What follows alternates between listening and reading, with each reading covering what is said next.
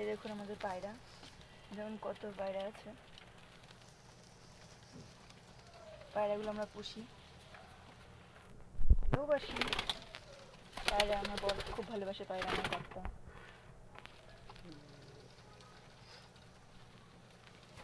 দেখছেন উপরে বাচ্চাও আছে হয়তো খোপে।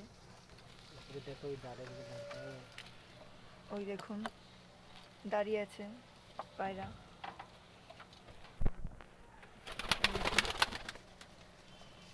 আর একটা ঘরে পায়রা আছে, কিন্তু পায়রাগুলো নেই, পায়রাগুলো ছেড়ে দেওয়া হয়েছে, উড়িয়ে দেওয়া হয়েছে।